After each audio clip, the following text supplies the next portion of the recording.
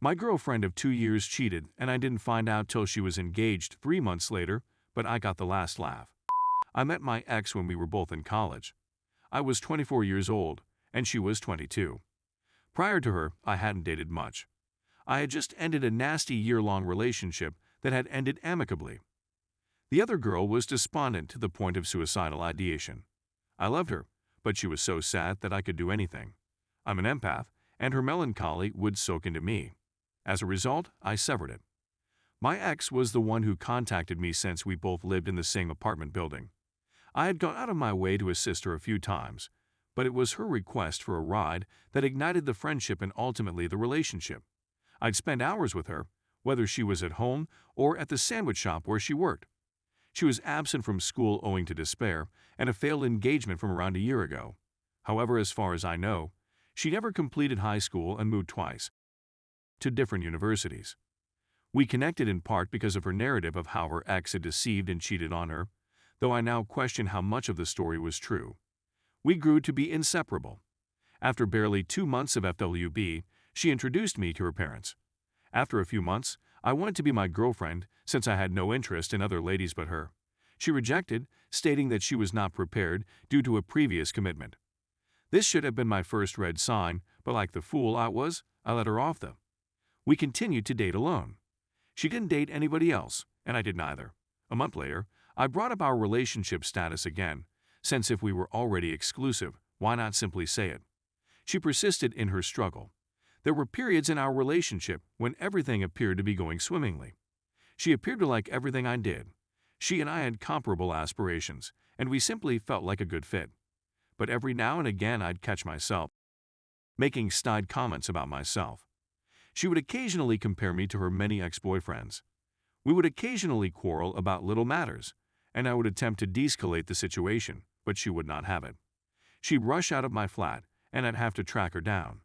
She would grow enraged whenever I did that, claiming that I should have given her more room. So the next time she did that, I wouldn't rush after her, and she'd accuse me of being uninterested in her. She also started gaslighting me on some things I recalled her saying, though I didn't know what gaslighting was at the time. But like a fool in love, I fell for it. When I mentioned her, several of my friends told me that I could do better, that she didn't treat me properly, but I ignored it. People listen to your pals since they are typically looking out for you. Even after a year of dating, I would bring up the possibility of becoming an official BF/GF, but she remained unfazed.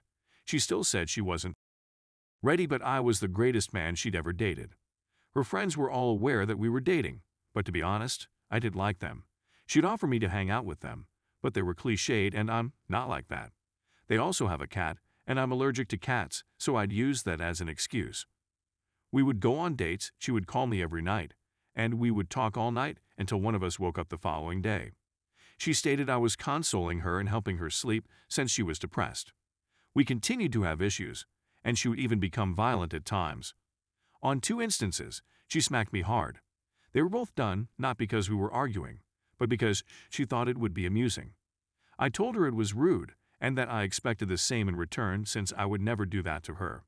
During one of our disputes, she said, "My roommate knows all the guys in the complex who would be willing to be NCMOs, so I don't really need you." Although after a little more than a year of dating, she caved in and chose to be GF/BF, but she appeared to keep it a secret from everyone save her family. I thought it was strange, but because I had received what I wanted, I ignored it. I'm going to put something in here and admit that I wasn't always a great so. I also have depression and the stress of job, school, family, and her may be overwhelming at times. I yelled but never injured her. I would bring out the things she had done that had caused me pain. We had multiple breakups. I would occasionally break up with her, and she would sometimes break up with me.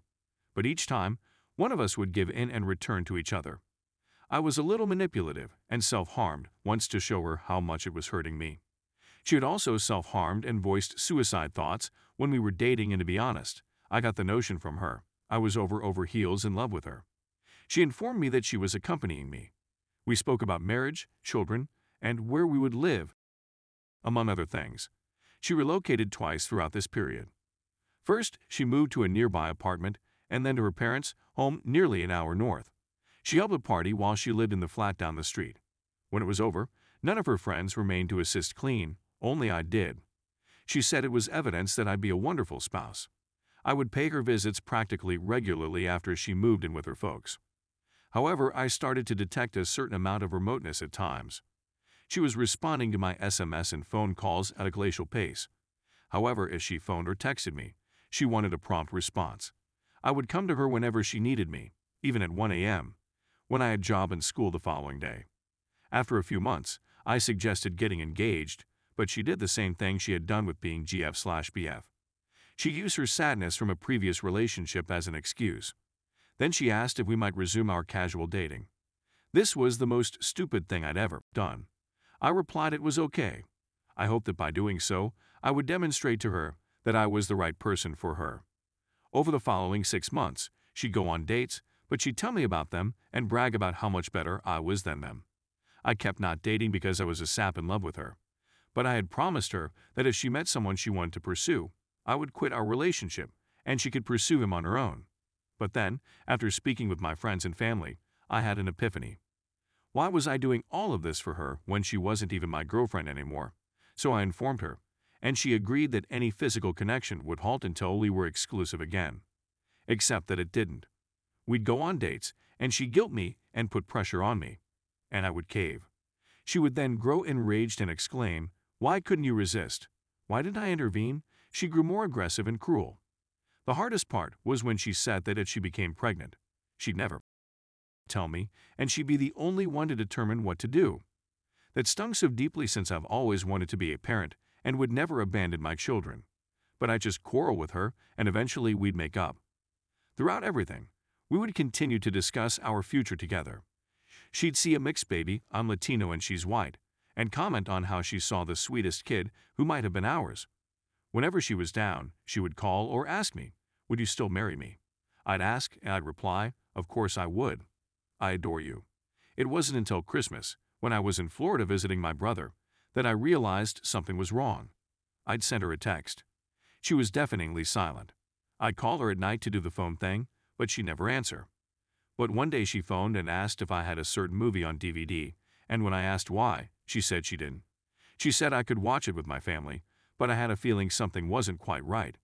When I returned from vacation and began the new semester of school, she paid me a visit, sort of. She came to my institution for some reason and misplaced her Fitbit, so she phoned me for assistance. I arrived to assist, and we spent some time together, but I sensed something was up. She then told me she wanted me to come see her in 2 days at her parents' home because she needed to speak to me about something. That's when I realized what was about to happen. I chatted to a few of my pals and braced myself for the worst. It was late when I arrived at her parents' place. She requested me to meet her at 10 p.m. She got into my vehicle and we spoke for 30 minutes to an hour. She informed me that she no longer wanted to date me, and I agreed. I told her I had seen her becoming distant and inquired whether it was because of someone else. She denied that there was anything else. She said that she no longer thought we were a good match. But then she said something else. She said that she never thought of me as a spouse material, that she never envisaged us marrying or having children, that she had known from the beginning. She further said that she didn't want to be with me because her children wouldn't look like her, since she is white and I am Latino. This is particularly amusing today since she loves to brag about how progressive and non-racist she is, right? This astounded me. I recalled all of the plans we had made. All those times she'd asked whether I'd marry her. All the times she'd mentioned our potential children. That was the most painful part. I told her I loved her, but that we had reached an agreement. We opted against making touch. She chose to block me on Facebook, claiming that if I banned her, I wouldn't be able to keep her blocked, so she should do it. Okay, I said. We didn't end up banning each other on our phones, since if there was an emergency, we wouldn't be able to communicate. I had no family in state. As I drove away, I felt sorry, but also as if a big load had been lifted off my shoulders. Stay tuned for next part.